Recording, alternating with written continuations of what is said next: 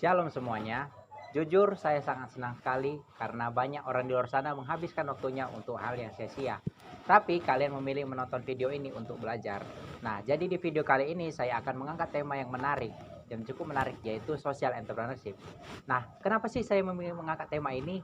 Nah, karena social entrepreneurship ini yaitu sebuah usaha yang menguntungkan dan juga bermanfaat bagi kehidupan.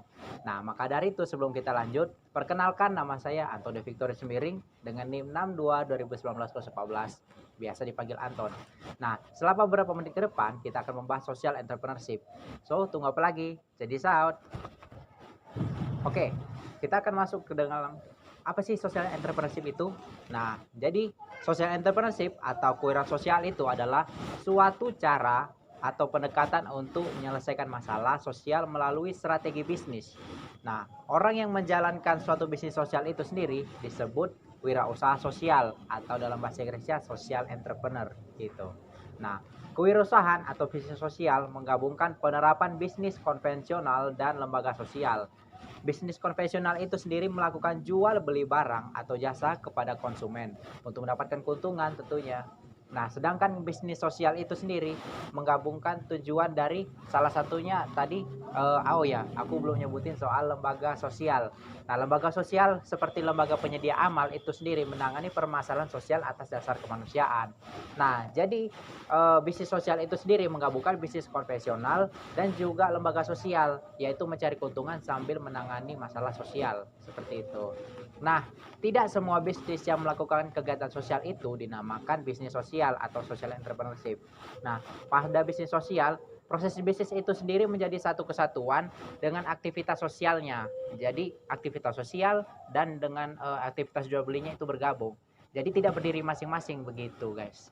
Nah, jadi kalau misalkan ada usaha yang mungkin secara rutin menyisihkan keuntungannya untuk menyantuni fakir miskin, santunan amal, atau ke lembaga sosial, itu lebih tepatnya itu sebagai tanggung jawab dan itu sebenarnya perusahaan corporate social responsibility atau CSR dan bukan bisnis sosial, teman-teman. Nah, jadi kita lanjut untuk karakteristik social entrepreneurship ya, guys. Nah, jadi aku udah bicara nih soal social entrepreneurship. Jadi apa sih karakternya? Nah, jadi menurut buku yang saya baca dari Profit untuk Misi Sosial, nah ada 5 karakteristik, yaitu yang pertama lahir dari sebuah misi untuk memecahkan masalah sosial dan memberikan dampak sosial, seperti itu. Nah, jadi yang dimaksudkan masalah sosial dalam konteks ini sendiri yaitu adanya keterbatasan yang dialami suatu kelompok masyarakat marginal untuk mendapatkan akses terhadap pasar atau pelayanan tertentu.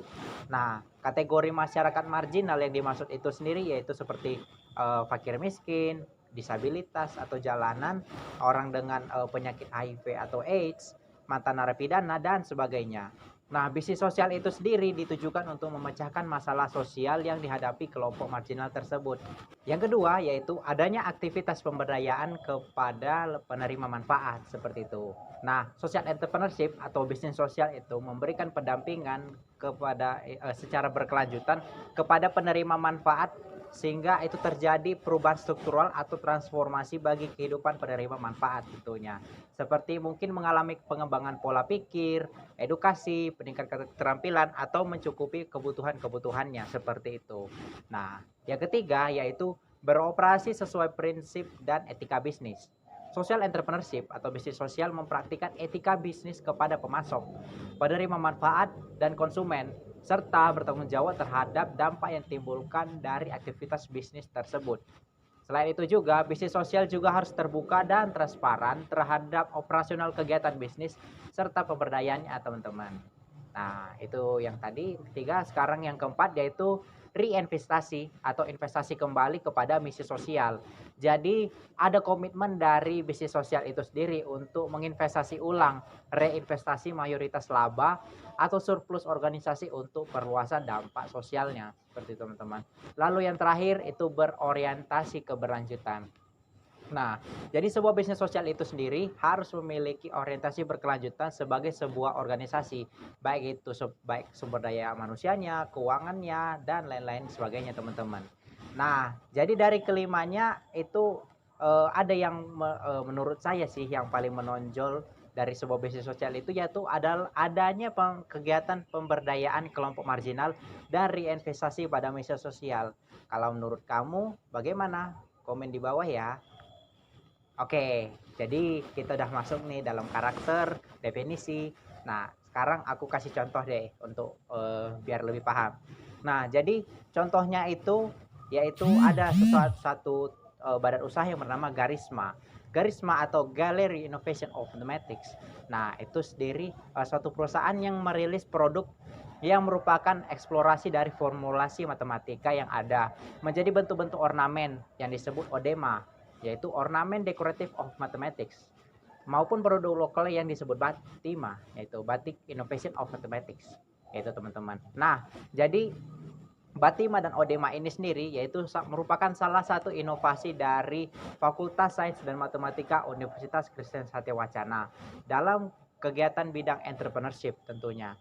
Nah, batik dan ornamen itu sendiri dibuat dari algoritma matematika dari permukaan aljabar dan kurva parametrik dan dinyatakan sebagai batik. Ya, baik itu dalam bentuk cap, batik tulis, serta ornamen. Nah, adapun batima ini sendiri terdiri dari beberapa variasi, yaitu batik dan tote bag ya.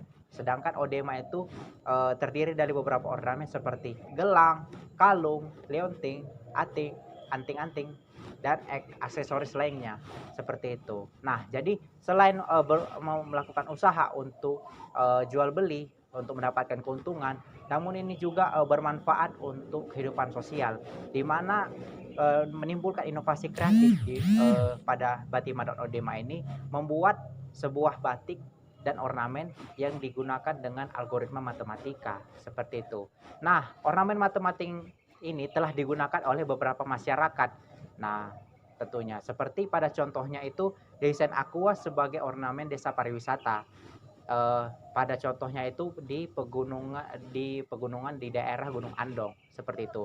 Adapun juga kegiatan lainnya yaitu mengajak anak-anak sekolah untuk membuat batik, di mana mereka mendesain sendiri dengan menggunakan ilmu matematika.